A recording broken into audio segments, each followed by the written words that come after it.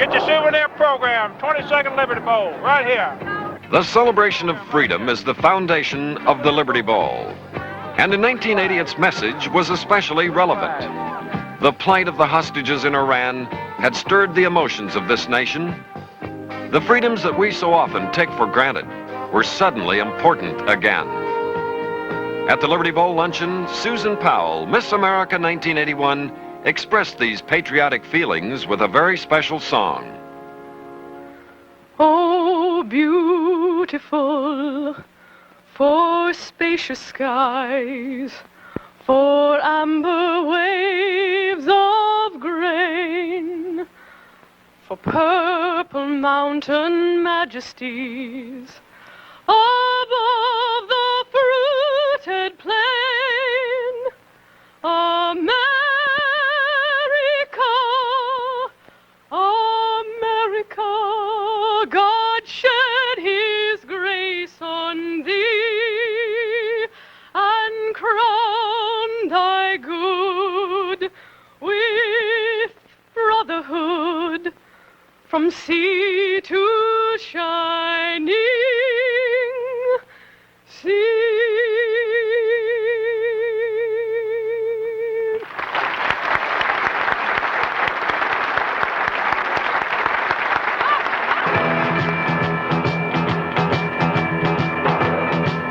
The 22nd Annual Liberty Bowl was an emotional extravaganza from start to finish.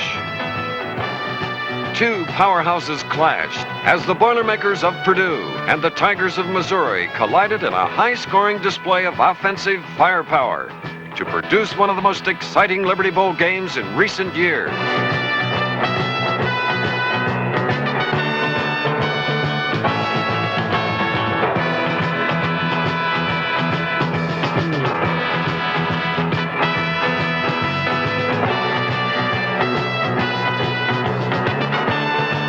Liberty Bowl 1980 is brought to you by First Tennessee Banks and by the Coca-Cola Bottling Company of Memphis.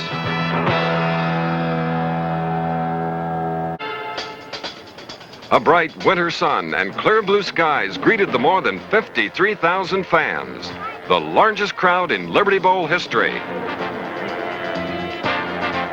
Free flag. Like free flag, sir. The record numbers kept the Phoenix Club of Memphis hopping as they distributed the complimentary American flags that have become such an important part of the Liberty Bowl tradition. But the fans in Memphis were only part of the story.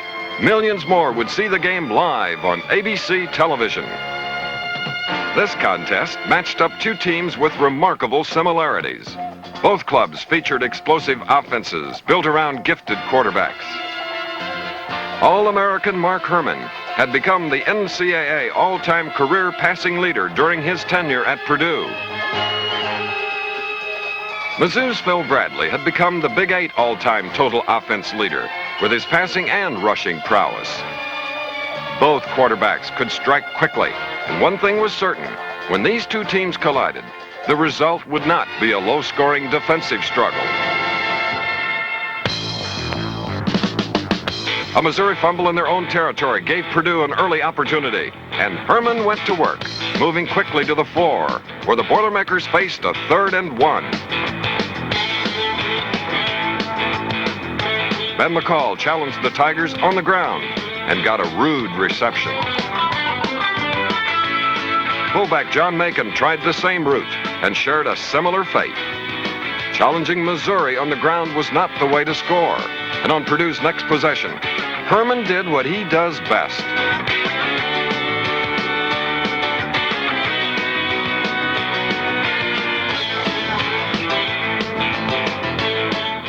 Split end Bart Burrell played high school ball with Herman, and the two worked a familiar routine to give the Boilermakers their first score.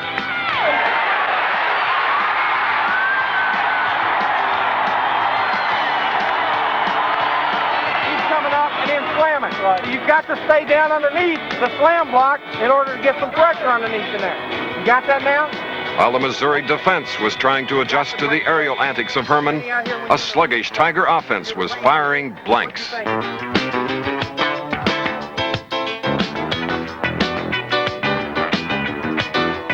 A fired-up Purdue offensive line was giving Herman an eternity to pick out his targets.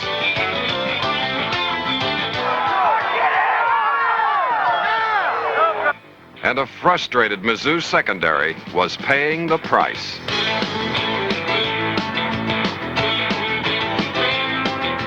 The Tiger defense was in a state of chaos, and Ben McCall added to the confusion when he broke loose for 14 yards to move Purdue into Missouri territory. Then, Herman spotted Steve Bryant wide open and delivered one of his perfectly timed bombs.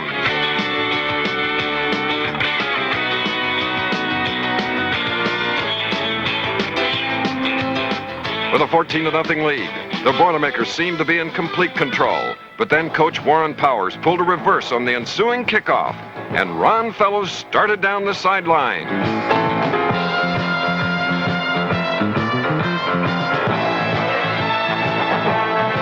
Just when it appeared that the senior speedster would be swallowed up by a band of Purdue defenders, he made a perfect cut and cruised into the end zone untouched.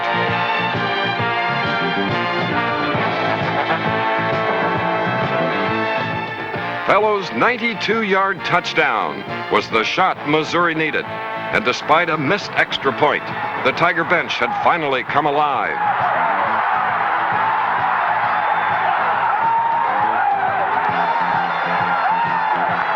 Now it was Phil Bradley's turn to strut his stuff. And midway through the second quarter, he moved Missouri down to the 1, where senior running back James Wilder punched it in for the score.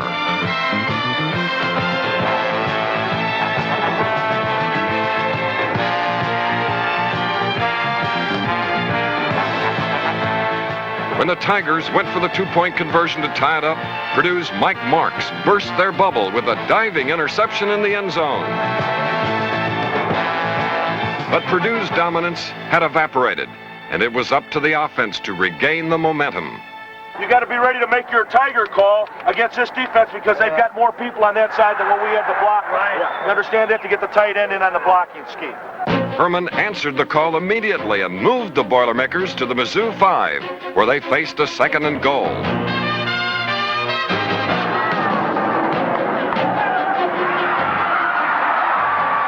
Tiger fans had a brief moment of joy.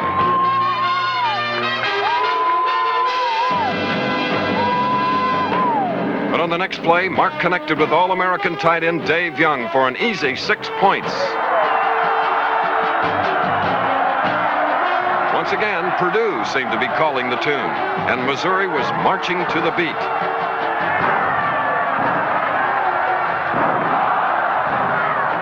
As the half was ending, a frustrated Missouri team knew they must make some crucial adjustments if they were to get back into the game. Halftime at the Liberty Bowl is always special. In a musical history produced by Ken Wells and Arlen Saylor, Pearl Bailey hosted a birthday party for the most famous volunteer organization in America.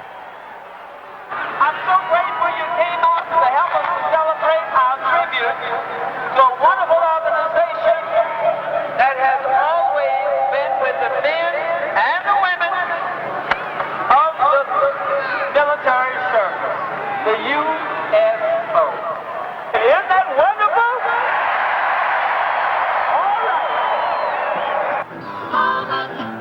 Born in the canteens and tent shows during the grim days of World War II, the USO offered relief to the weary GIs struggling against the forces of darkness.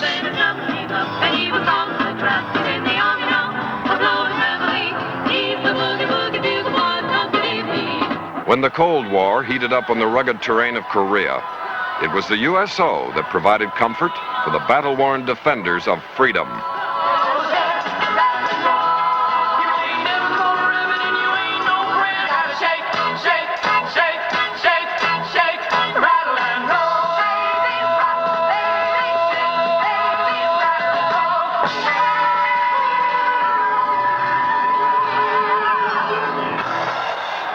At this very moment, the USO is there, with a cheerful smile and a helping hand. Their only goal is to serve the men and women who serve America. A lofty ambition, a noble organization. To the USO, the Liberty Bowl says, thank you for a job well done.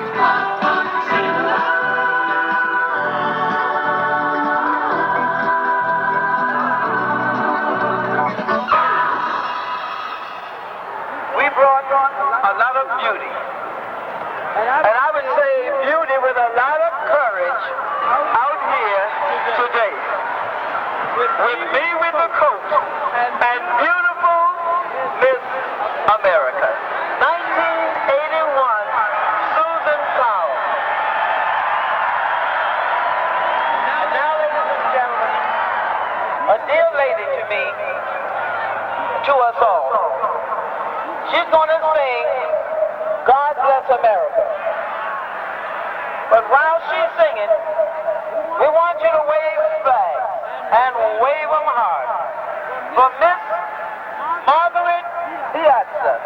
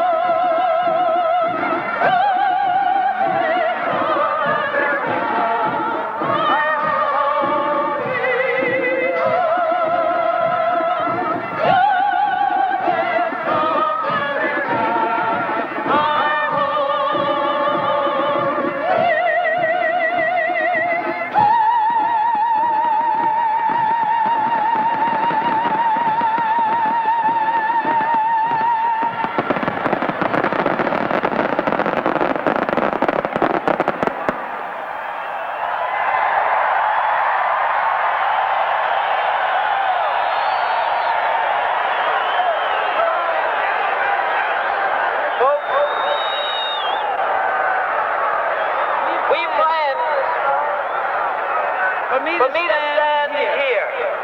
And I don't want to throw the television cameras off. But by now, they should all know Pearl.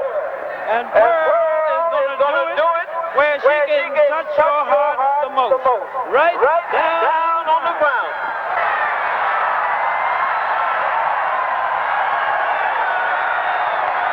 You know what I want to say?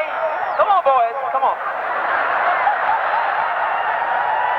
You know, over there, you will see an exact replica of the Liberty Bell.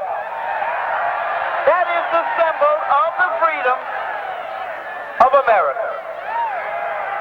Dr. Cook and his dear wife can tell you about freedom. Let's move on, boys. Freedom, they can talk about because their son is a hostage in Iran. They can talk about it with hurt, with understanding, and yes, whether you believe it or not, they can even love. So I want us, when that bell starts to peal for freedom, you wave those flags again, you pray, and you care. And hostages, we just love you.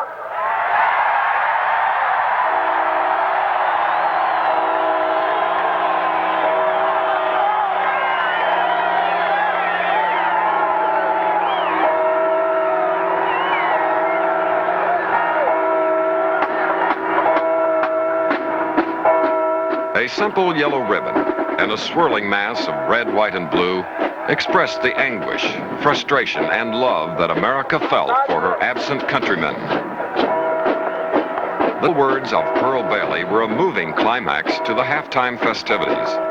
The thousands of fans in the stadium and millions more in their living rooms took a few moments to reaffirm their love for America and the precious freedom that it represents.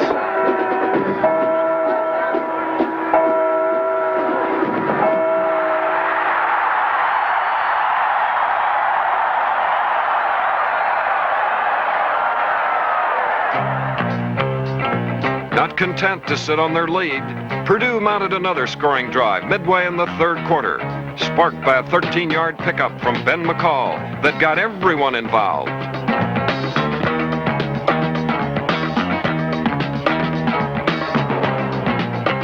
Then Herman found Bart Burrell cutting across and set a new Liberty Bowl passing yardage record as the Boilermakers moved into Tiger territory. The Mizzou pass rush was still giving number 9 all day to pick his targets. And now it was Burrell's turn to set a new Liberty Bowl record for receiving yardage on this 27-yard touchdown strike from his high school chum.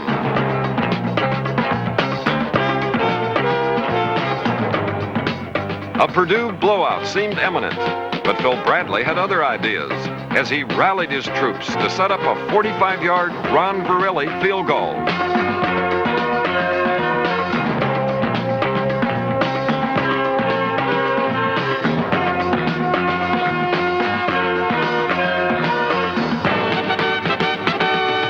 On the Tigers' next possession, Terry Hill fought his way through the defensive line and found a small patch of daylight.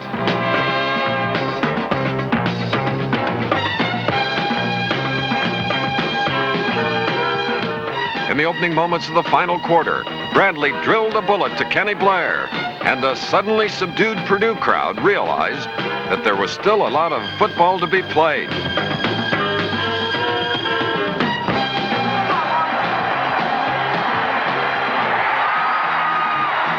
Andy Gibbler moved it to the 6. Tiger fans had a chance to blow the dust off their vocal cords.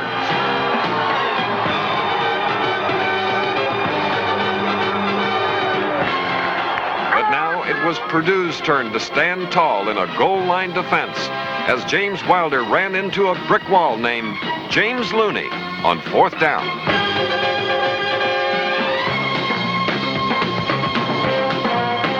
Leading by 13, a confident yet conservative Purdue team took a safety after failing to move the ball.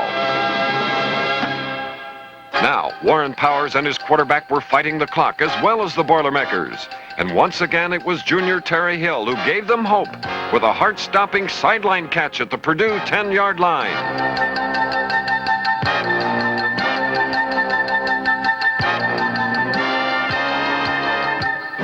It had been a punishing afternoon for James Wilder, but the big running back continued to fight as he battered his way forward to the 1.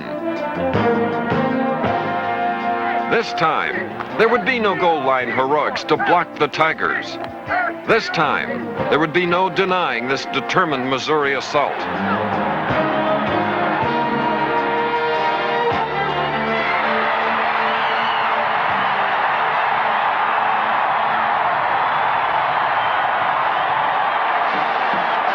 Terry Hill's diving touchdown set the stage for a 2-point conversion attempt that, if successful, would move the Tigers within 3 points of Purdue. Dragging his defender across the end zone, Tim Hornoff managed to hold on to Bradley's pass. Momentum had been flirting with Missouri throughout the 4th quarter, and now the fickle lady appeared to have picked the Tigers. With 5 minutes left, Mizzou had plenty of time to get the ball back and score. But Purdue's senior Ben McCall dimmed Missouri's hopes when he broke loose for 30 yards on a 3rd down and 1. The Tigers got the ball back on their own 6 with 1:16 to go. Having witnessed the lightning-quick ability of Bradley, the once confident Purdue fans held their breath.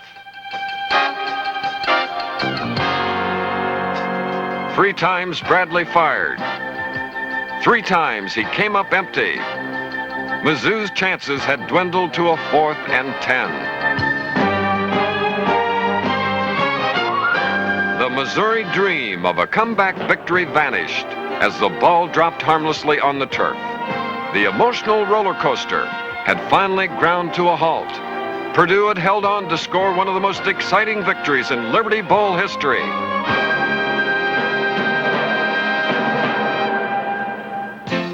Mark Herman had lived up to expectations as he led Purdue to their third straight bowl triumph. 22 of 28 for 289 yards and 4 touchdowns earned Mark the Outstanding Player of the Game trophy. Linebacker James Looney took defensive honors for the Boilermakers, while Phil Bradley and linebacker Van Darko accepted the top spots for Missouri. Purdue coach Jim Young had been battling a virus, but his team's thrilling victory and the game trophy were the perfect prescription. The 22nd annual Liberty Bowl week is over, but the emotional intensity lingers. The game was one of the most exciting in Liberty Bowl history.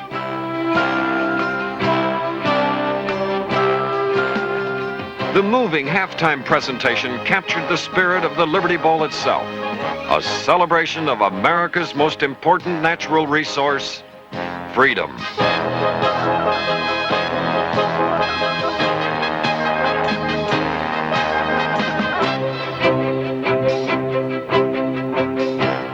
Liberty Bowl 1980 has been brought to you by the Coca-Cola Bottling Company of Memphis and by the First Tennessee Banks.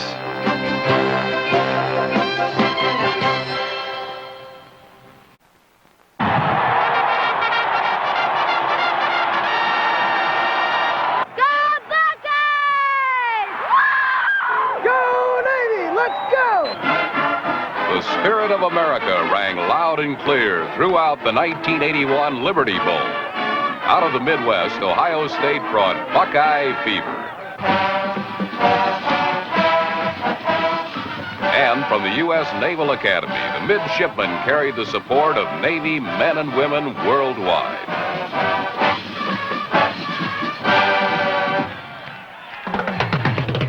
On the field, the Big Ten co-champions, the Buckeyes of Ohio State, battled a spirited and stubborn group of midshipmen for 60 minutes. Both sides could claim their share of glory as the 23rd annual Liberty Bowl went down as a true American classic.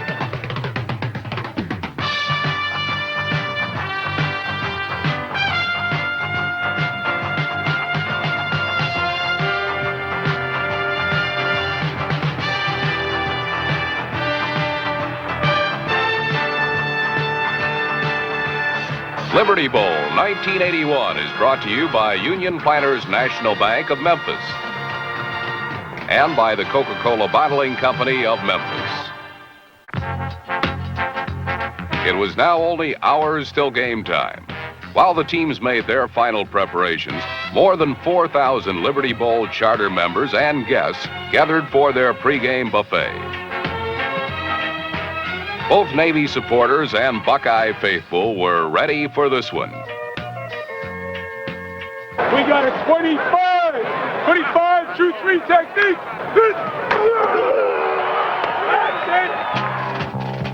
Ohio State coach Earl Bruce brought a perennial Big Ten power to Memphis, which was capable of dominating any team in the country. His offense could strike from anywhere on the field, off the explosive arm of All-American quarterback Art Schlichter. Tonight, George Welch would coach his final game with a midshipman after becoming the most successful coach in Navy history. His team was the decided underdog, but these midshipmen had faced that challenge before. They knew what to expect. The Mid's success would depend largely on the legs of their all-time leading rusher, tailback Eddie Myers, and on the leadership of a sophomore quarterback named Marco Pagnanelli. All was in readiness for the 23rd annual Liberty Bowl game, which not only would be witnessed here in Memphis, but would become the first bowl game ever to be televised worldwide by a satellite by Metro Sports. All that remained was for Marguerite Piazza to officially begin the festivities. On the land of the free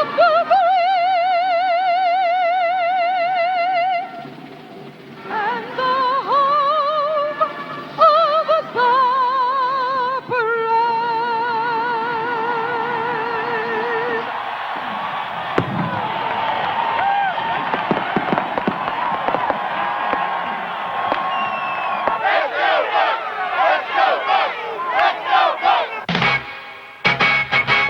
State showed its muscle early when an all-out rush enabled Jeff Sisko to smother Steve Fair's punt. Mark Epperts fell on the loose ball, giving the Buckeyes great field position at the Navy 24. When the offense failed to move the ball, Bob Atha punched through a 35-yard field goal, and Ohio State claimed the early lead.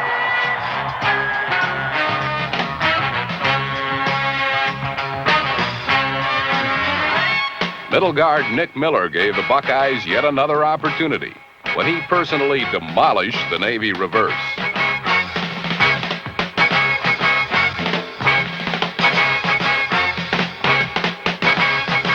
Then Ohio State's all-time leading passer, Art Schleister, did what he does best, unleashing a 50-yard touchdown bomb to split end Gary Williams. The offensive explosion that George Welch feared had materialized and now threatened to blow the game wide open.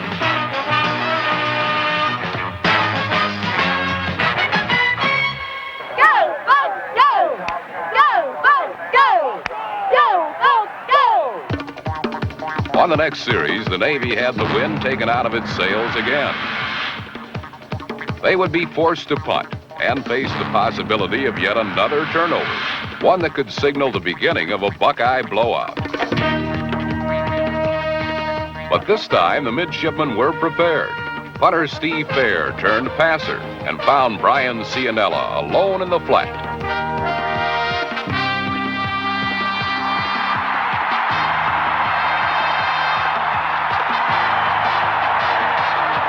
Navy got the first down, but more importantly, broke the spell of Ohio State's near total domination.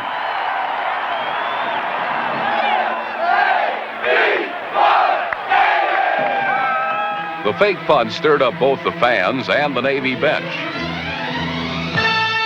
6 plays later, Marco Pagnanelli found Greg Papajohn in the end zone, and the midshipmen were on the board.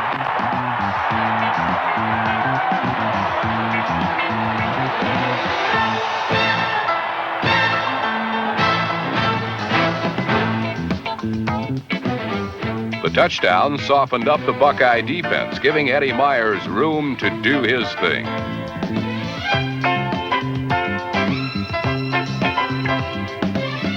When Myers finally ran out of gas, Steve Fair added to his earlier heroics by booting a 41-yard field goal.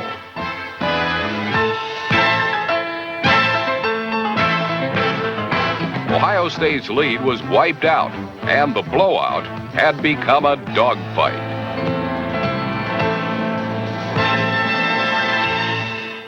If you hear check special, play special tight. While the Ohio State defense made adjustments on the sideline, the offense sought to reassert itself.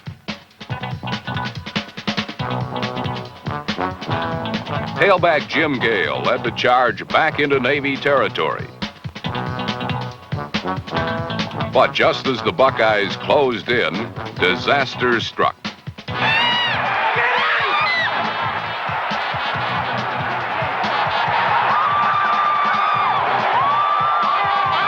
Recovery averted a near certain score, but the midshipmen's joy was short-lived. A fierce rush separated Pagnanelli from the ball, which Jerome Foster was only too happy to fall on.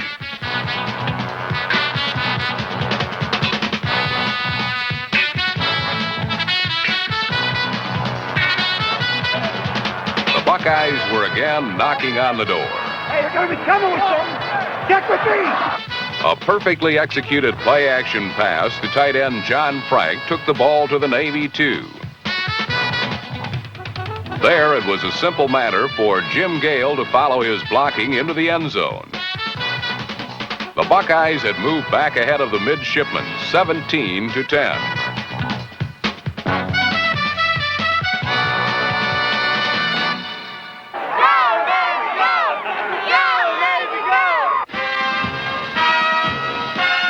But the half wasn't over yet, as Navy set sail on a scoring drive of its own.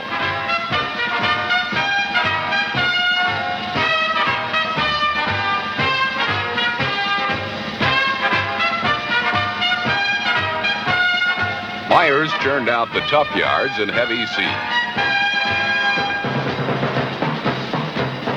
while Pagnanelli improvised to keep the ship on course.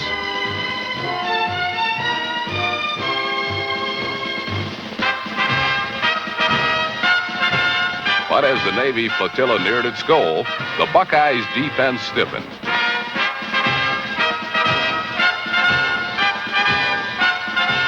The Mids would have to settle for a second fair field goal to pull within 4 points of the Bucks.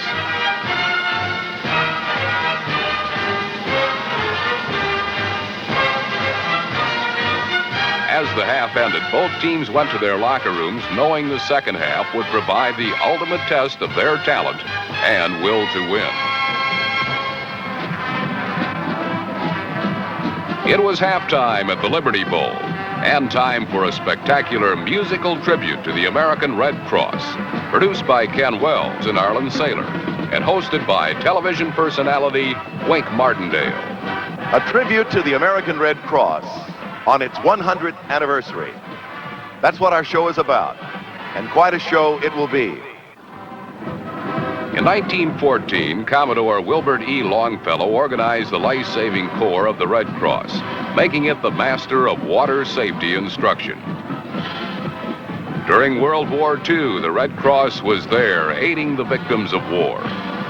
And today, the Red Cross continues its disaster relief programs all over the world. This has to be the prettiest Red Cross volunteer of them all. She's the lovely Miss America, Elizabeth Ward. Welcome, Elizabeth. Thanks, Wink. I wouldn't miss it because this is important. And let me tell you the reason why. Good things happen when you give. A dime or a bankful really makes it happen. So give a little or give a lot. Give the other fellow what the other's got. Help the Red Cross now wherever you live. Make good things happen when you give. And now, ladies and gentlemen, please welcome a most distinguished guest to our celebration, our very good friend, Miss Marguerite Piazza. They've asked me to light the candles on the cake, but I'd like you to help me, if you will. All right. And while we do it, let us think about the brave people of Poland who are struggling so desperately to hold on to just a little bit of freedom. And now, Wink, are you ready to light the candles? We're ready. Well, this is the way you do it. Raise your hand and wish. 100 candles, 100 years. Yes, Marguerite, the Red Cross knows that together we can change things. There is a spirit in the Red Cross which is strong because it is a part of the strength and spirit of the nation itself. It is the spirit of concern, the spirit of giving, and of taking action. It is the spirit of a generous people. So, ladies and gentlemen, stand up, wave your flags, sing along with Marguerite. It's a new year. It's a new century for the American Red Cross.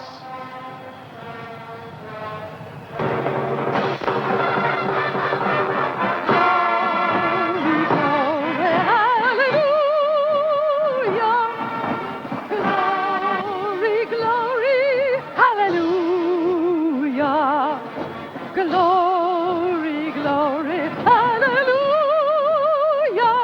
while God is marching on. Sing with me, glory, glory, hallelujah. Everybody sing, glory, glory, hallelujah.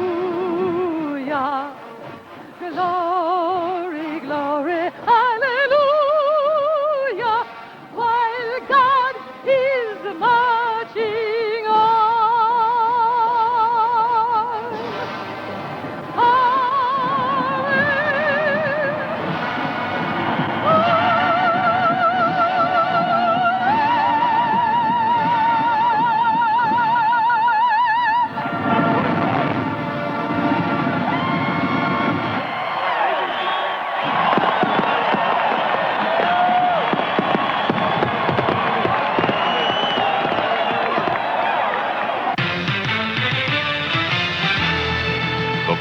fireworks continued into the opening moments of the second half. A sky-high Navy defense forced Ohio State to kick from deep in their own territory. The punt by Carl Edwards never had a chance. Ken Olsen turned the block kick into 6 points before the Buckeyes knew what hit them. Incredibly, Navy had taken the lead for the first time in the game, 20-17. Let's go defense! Let's go defense! Let's go defense! Falling behind only served to bring out the character in the Buckeye defenders, as they gave Navy a lesson in Big Ten toughness.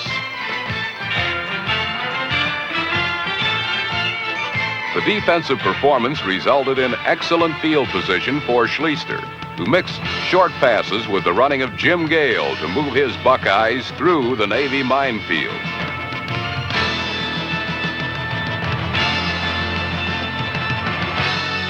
On 3rd and goal from the 2, he called on Gale, who dotted the I in Ohio with his touchdown plunge.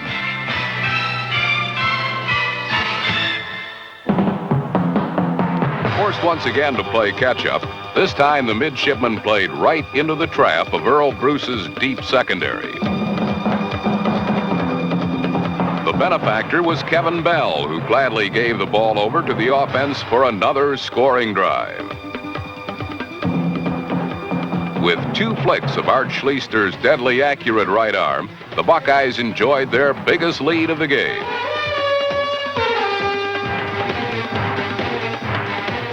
The touchdown pass was the gifted quarterback's 17th of the season, an Ohio State record.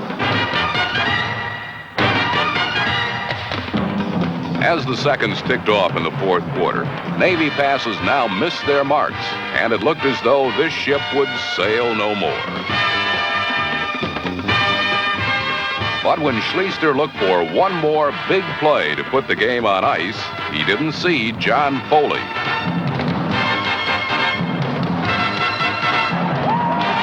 Indeed, the Navy had just begun to fight. As the game clock melded towards 0, the midshipmen had one more march towards the goal line.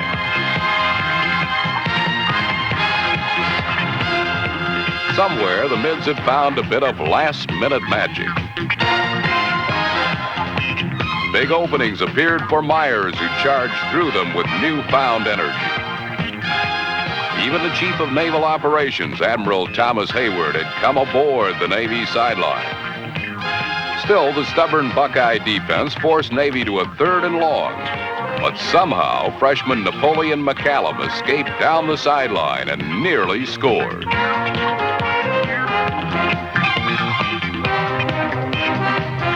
Welsh used Navy's last time out to plot a final assault on the goal line.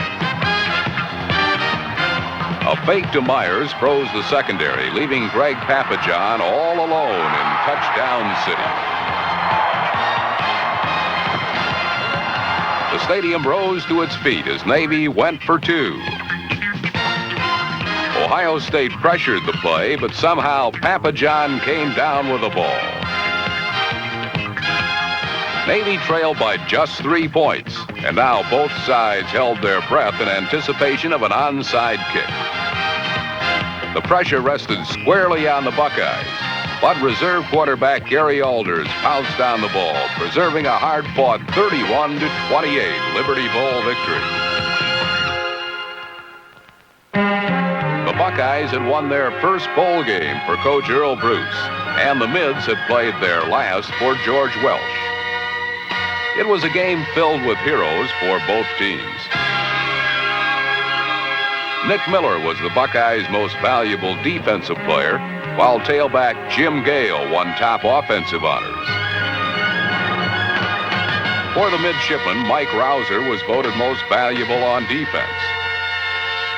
The great former coach of Ohio State, Woody Hayes, presented the 1981 Liberty Bowl's Most Valuable Player trophy to Navy's number 40, Eddie Myers, whose 117 yards led all ball carriers. I just thank God that I had the ability and the power and the will to play today. I know that some of my fellow teammates who likes been playing with us and they weren't able to. But thank God that I was able to play for them.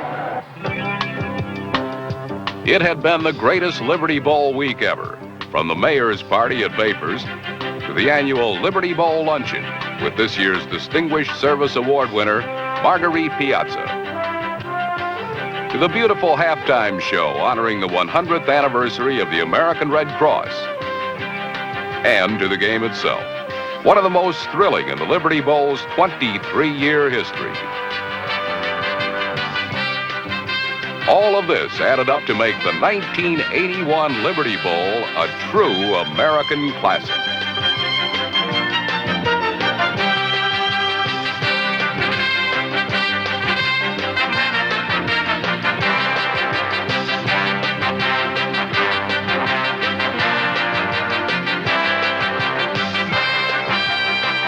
Liberty Bowl 1981 has been brought to you by the Coca-Cola Bottling Company of Memphis and by Union Planters National Bank of Memphis.